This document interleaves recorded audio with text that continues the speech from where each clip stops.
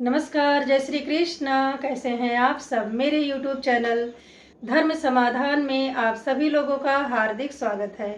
आज हम आपको बताएंगे कन्या पूजन की सरल विधि क्या है। कन्याओं को आप क्या भोजन बना के खिलाइएगा, क्या उपहार आपको देनी है, क्या 4 गलतियां नहीं करनी है और कन्या पूजन का मंत्र क्या होता है।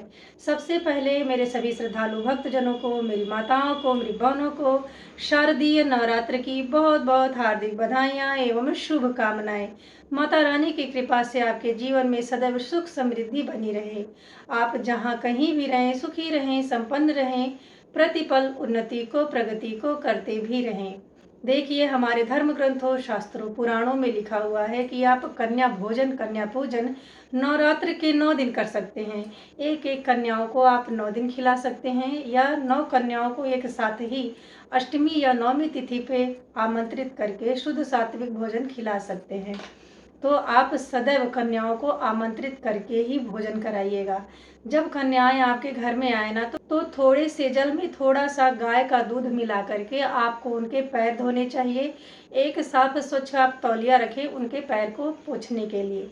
फिर सभी कन्याओं को पंक्तिबद्ध तरीके से पूर्व या उत्तर की दिशा में मुख करके भोजन के लिए आसन दें।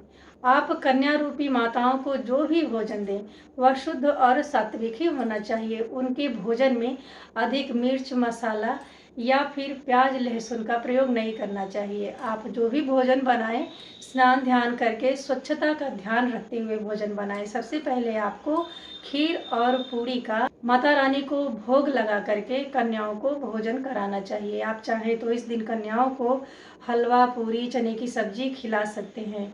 अब आप जान लें कन्या पूजन के दौरान आप क्या मंत्र जाप करेंगे। जब भी आप कन्याओं का पैर पखारें, आसन पे बिठाएं या आप उन्हें भोजन परोस रहे हैं, आशीर्वाद ले रहे हैं, तो आपको मन ही मन या देवी सर्वभूतेषु माँ कन्या रूपेण संस्थितः नमस्तस्यै नमस्तस्यै नमस्तस्यै नमो नमः मंत्र का जप करना चाहिए। यह कन्या पूजन मंत्र है।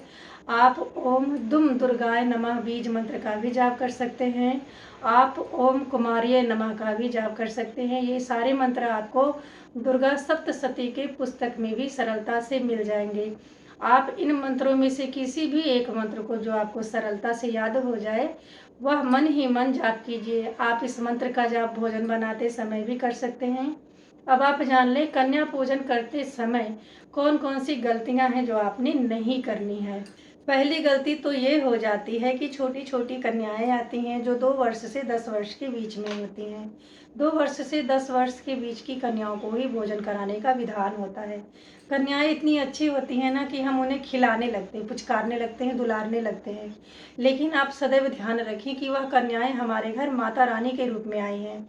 उस दिन आपको उन्हें दुलारना, पुचकारना नहीं है, उनसे सिर्फ और सिर्फ आशीर्वाद लेना है, उनका स्वागत सत्कार करना है। जितना भी हो सके उन्हें आदर सम्मान ही आपने देनी है। अगली गलती होती है कि आप जब भी कन्याओं को भोजन कराते हैं तो सोचते हैं ना कि जो भोजन हमने थाली में दे दिया है, जो भी भोजन हमने परोस दिया है वह कन्या उसे खा के ही जाए। तो आप कन्याओं के साथ जोर जबरदस्ती भोजन खिलाने के लिए नहीं कीजिएगा। अगली गलती होती है कि जब भी हम कन्याओं के लिए भोजन बनाते हैं तो स्वयं की रुचि का बना देते हैं, चटपटा तीखा बना देते हैं, जबकि कन्याओं के भोजन में हल्दी तक का प्रयोग करने के लिए शास्त्र वर्जित करता है।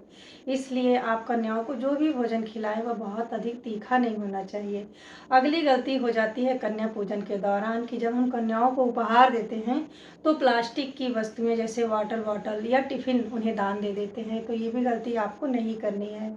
वह माता स्वरूपी करना है। आप उन्हें जो भी उपहार देना वह सौभाग्य की वस्तुएं दे सकती हैं। आप चूड़ी, बिंदी, सिंदूर, आलता, मेहंदी, सेंट कुछ भी दीजिए, रुमाल ही दे दीजिए, लेकिन भूल कर भी आप उन्हें प्लास्टिक की वस्तुएं उपहार के रूप में नहीं देंगी। अगली गलती आपको कन्या पूजन के दौरान ये हो जाती है कि जब भी माताएं जाती हैं तो आप अपने घर में उनके हाथ से चावल का छींटा नहीं लगवाती हैं।